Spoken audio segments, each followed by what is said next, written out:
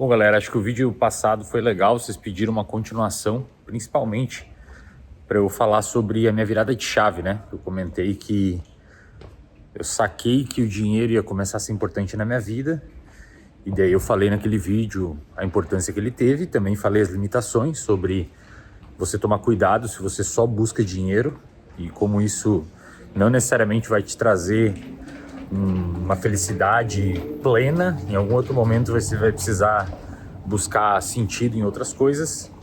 E nesse vídeo aqui eu vou tentar explicar para vocês um pouco mais sobre o momento da minha virada de chave.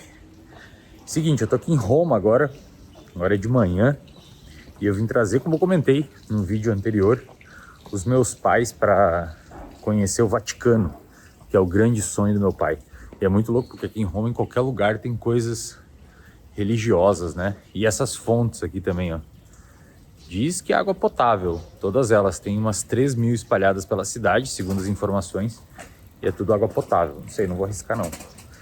Mas enfim, a gente foi no Vaticano ontem, hoje a gente vai com uma guia, mas ontem a gente foi lá conhecer. Ontem era domingo, o meu pai conseguiu acompanhar uma missa das 10h30, que parece que é a mais importante ali. E, pô, ficou muito feliz, e ao final, ainda ao meio-dia, ele conseguiu ver o Papa. Vou botar umas imagens aqui para vocês. O Papa apareceu e fez uma reza lá, acho que uns 15 minutos de reza. Enfim, isso é muito legal, cara. Essa é uma das paradas que faz o dinheiro ser importante. A gente consegue aumentar o bem-estar nosso e aumentar o bem-estar das pessoas que a gente gosta. E uma vida significativa é uma vida que a gente tem aumento de bem-estar, não só nosso, como também das pessoas. Isso é bastante importante.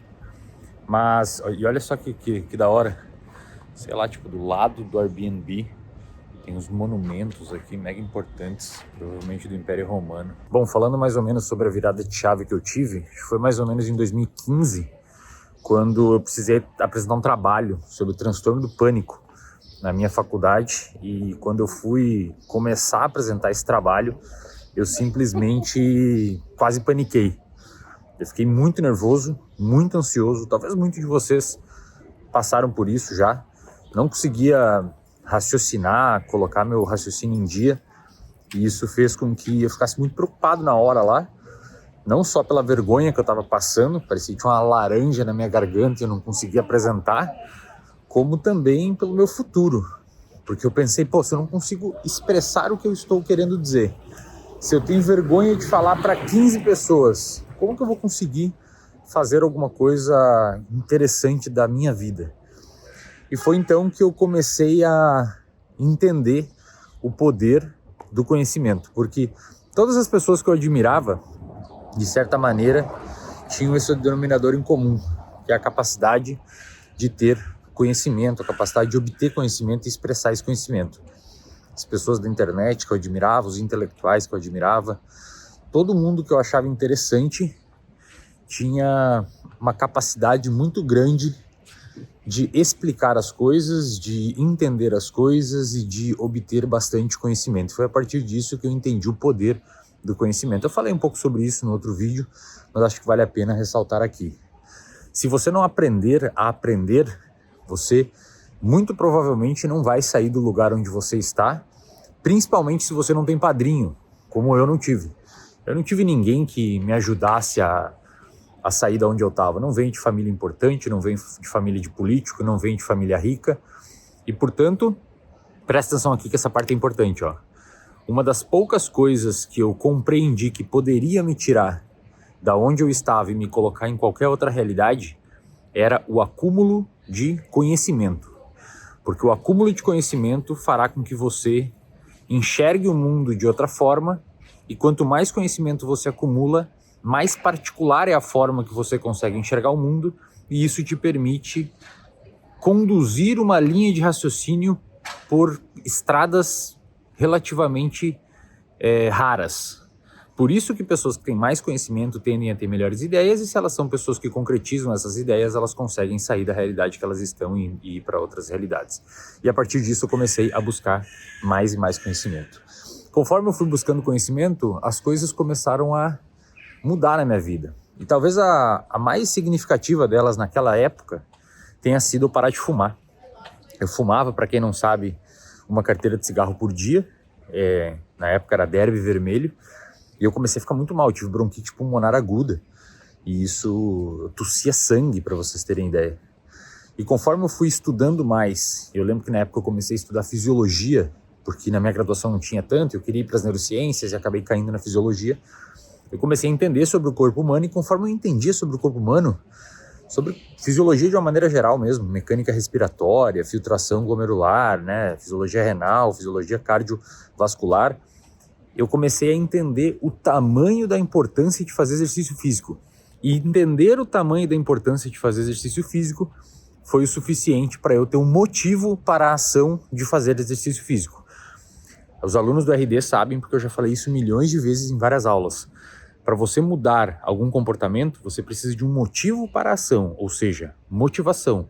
É por isso que eu digo que motivação importa mais que disciplina, porque disciplina é a automatização de alguns comportamentos, enquanto que motivação é você ter um real motivo para automatizar eles. Sem a motivação, a gente não tem disciplina. É por isso que muitas pessoas disciplinadas, na verdade, são muito motivadas. Mas é mais bonito falar disciplina, né? Porque dá menos trabalho. Você encontrar um motivo para a ação envolve necessariamente o acúmulo de conhecimento, e aqui eu começo a fechar o loop que eu abri.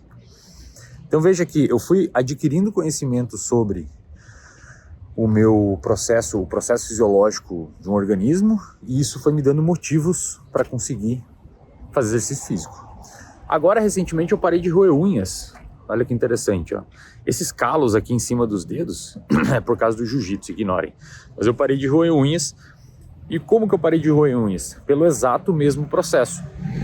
Como eu tô fazendo jiu-jitsu e eu roía unhas, quando eu pegava no kimono da galera, a minha unha roída tava ali toda ferrada, acabava abrindo algum machucadinho e eu ensanguentava o kimono dos meus colegas de treino. E essa vergonha fez com que eu inibisse o meu processo de roer unha, porque eu ficava tão mal em deixar o kimono das pessoas sujos, que foi preferível para o meu cérebro fazer o esforço de parar de roer unha do que continuar passando vergonha sujando o kimono da galera. Agora veja a relação entre os dois fenômenos, parar de fumar e parar de roer unha. Os dois tiveram o mesmo substrato, um motivo maior para não continuar fazendo aquilo do que um motivo maior para continuar fazendo. Entenda, parar de fumar. Como eu comecei a fazer exercício físico, comecei a correr, fumar estava atrapalhando o meu exercício físico. Então fumar prejudicava a aquisição de um hábito que eu queria e que estava gostando muito. Portanto, correr, fazer exercício físico foi um bom motivo para a ação, uma motivação para parar de fumar. Roer unha, mesma coisa.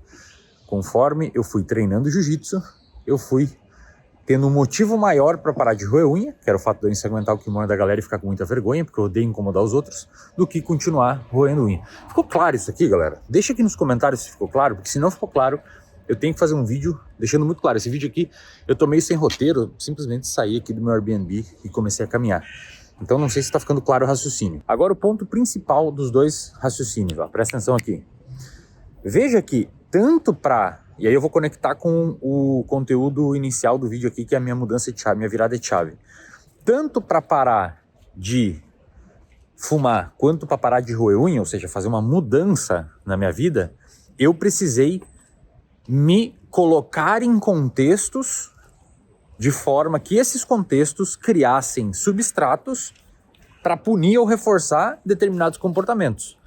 Veja que se eu não tivesse começado a correr lá no passado para parar de fumar, e se eu não tivesse começado a fazer jiu-jitsu para parar de roer unha, eu não comecei com esses objetivos, mas o racional aqui é que eu me coloquei, eu me comportei em determinados contextos, e isso fez com que outros comportamentos surgissem. Qual que é o raciocínio que eu preciso que você fixe urgentemente para nunca mais esquecer? Você só muda a sua realidade, presta muita atenção aqui, você só muda a sua realidade se você se colocar em diferentes contextos para que esses contextos criem consequências a partir dos seus comportamentos, e essas consequências vão aumentar ou reduzir a probabilidade de você continuar executando ou não esses comportamentos. Então você precisa se comportar inicialmente, e a partir desse momento que você se comporta inicialmente, é que as consequências começam a selecionar determinados comportamentos. E daí, óbvio, é importante que você se coloque em contextos adaptativos. Se você começar a andar com pessoas que usam droga, que acham legal beber e fumar, você provavelmente vai achar interessante beber e fumar com o tempo, mesmo sem perceber que o seu comportamento está inclinando para esse lado. Se você andar com pessoas que gostam de ler, gostam de treinar, são pessoas educadas, são pessoas que não são tóxicas, você meio que automaticamente vai começar a ser assim. Por quê? Porque as consequências de comportamentos que você tem, que vão contra a lógica intragrupal de onde você está, serão comportamentos punitivos, serão consequências punitivas. Então, se você se comportar num grupo de pessoas que não é um grupo de pessoas fofoqueira, por exemplo, e você começar a fofocar, elas vão te olhar estranho. O inverso é verdade em outros grupos. Portanto, a grande sacada da minha virada de chave, se eu pudesse resumir nesse vídeo, você precisa inicialmente adquirir conhecimento. Acho que se vocês pegarem essa parte aqui do vídeo, presta atenção, eu estou muito feliz. Você precisa inicialmente adquirir conhecimento. A partir do momento que você adquire conhecimento, esse conhecimento vai ser o substrato, a ignição para você se colocar em determinados comportamentos, em determinados contextos, e nesses contextos você vai ter alguns comportamentos a partir dos quais serão selecionados, terão consequências punitivas ou recompensadoras, e essas consequências punitivas ou recompensadoras vão aumentar a probabilidade de você continuar executando esse comportamento. Eu sei que parece um pouco complicado, mas basicamente a minha virada de chave foi começar a estudar. E eu comecei a estudar porque eu vi que eu era um mongol sem estudo. Eu comecei a estudar porque eu percebi que se eu não tivesse adquirido conhecimento, eu estaria lá no Rio Grande do Sul, no interior ainda, mais barrigudo, mais alcoólatra, mais fofoqueiro, mais tóxico, enquanto que a partir do momento que eu entendi que conhecimento é importante, eu cheguei num contexto onde eu estou, felizmente, em Roma, com o meu pai, que é católico, que fez de tudo por mim na vida, realizando o maior sonho dele, que é mostrar para ele essa cidade que ele quis tanto conhecer. Então é isso, cara. Se isso não é um bom motivo para a ação de você começar a ler alguns livros e sair um pouco da internet e obter mais conhecimento, eu não sei o que pode ser. O cara começou a limpar um bagulho aqui, deve estar uma barulheira aí, mas foi o que deu para fazer. Não trouxe meu microfone, eu nem ia gravar vídeo aqui, mas achei interessante fazer essa reflexão porque eu estava lendo os comentários do vídeo anterior e foi bem interessante. Então, deixa aí se você curtiu, deixa seu like no vídeo se você gostou, que eu continuo trazendo essas reflexões mais pessoais aqui que eu vi que vocês gostaram. Valeu?